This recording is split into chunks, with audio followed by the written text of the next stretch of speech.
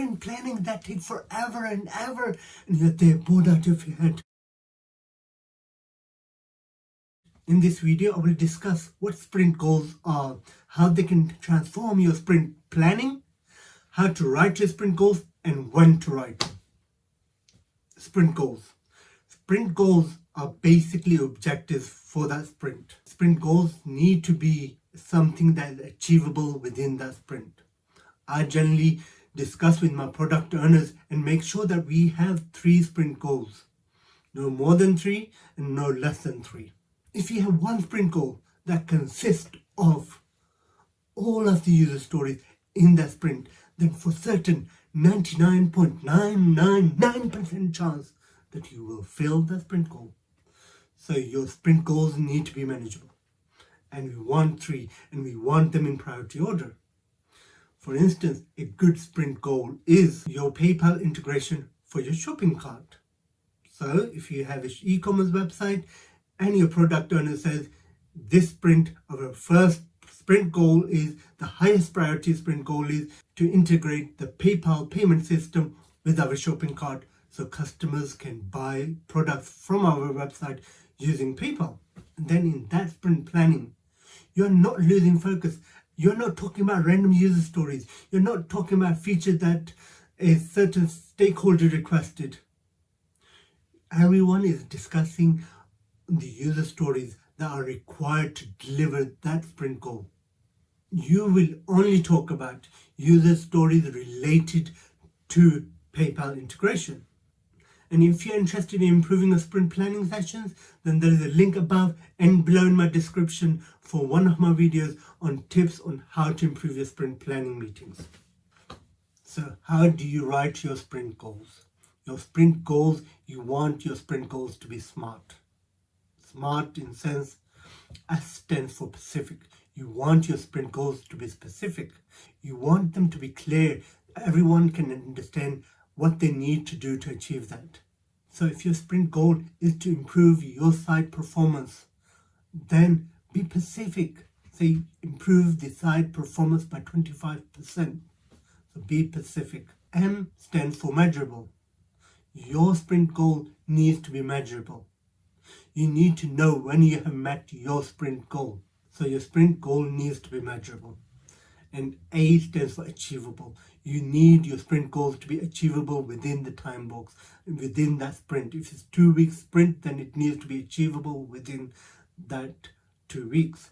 And that is the reason why I say we should have 3 sprint goals. Because if you have 3 sprint goals and you're working in the priority, then definitely you will meet the 2 sprint goals, and the third one is your stretch goal. If there is one at risk, then that will be third. But at least you got 2 goals you have met, 2 things that you can show to your stakeholders in your sprint review. 2 things that you can celebrate at the end of the sprint. Your sprint goals need to be relevant. If you are going to have a sprint goal, then make sure that user stories related to that sprint goal are within your sprint. And last, in SMART, T stands for time box, and sprint goals are time box because your sprint is time box. So make sure your sprint goals are SMART, just like you. So when should we write our sprint goals? I heard a Scrum Master just this week talking about writing the sprint goals after they had added all of the user stories to the sprint. I am completely against the idea because I want our sprint planning to be focused, so I get my product owners to come into our sprint planning with the sprint goals written already, so that our sprint planning is focused. Normally, I will sit with my product owner halfway through the sprint and discuss what the sprint goals for the next sprint are going to be, because I need to know what the sprint goals are. We need to agree on them with our stakeholders so that when we are doing our backlog refinement, we refine those stories that are going to be coming up in the next sprint. And for that, we want to know what our goals are. We don't want to be in a situation coming into sprint planning and our product owner giving us sprint goals and user stories for those goals not being refined. This will mean that either our sprint planning will take forever, or we have to have a whole discussion around setting new sprint goals. So make sure that we have set our sprint goals in good time, generally in our sprint review, with our customers, with our stakeholders.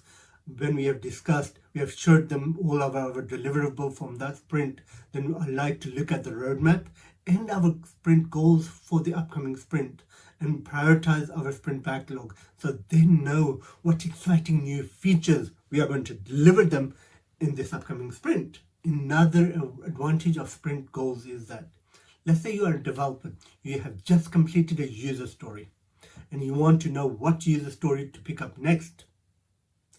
If you have sprint goals and you can see that sprint goal number 1 still has some user stories that need to be picked up, then you will pick that up. So sprint goals help us prioritize our sprint backlog.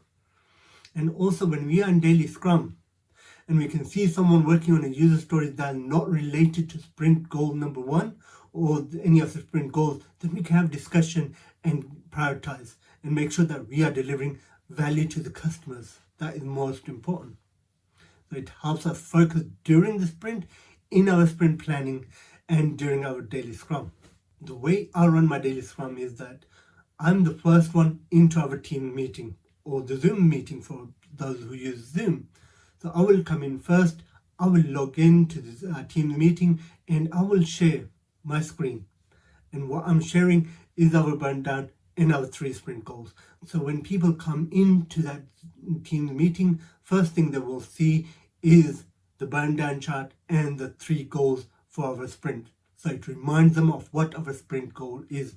We might not have discussion around our sprint goals in that daily Scrum, but it reminds everyone what our sprint goals are, what priority we need to pick up our user stories. And also, we won't discuss our burn down chart.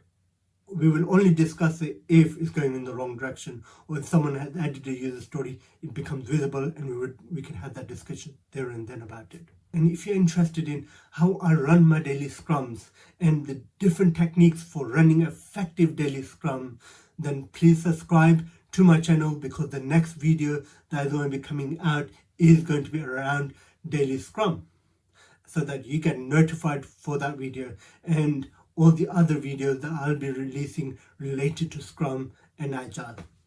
If you have enjoyed this video, please do not forget to like and subscribe.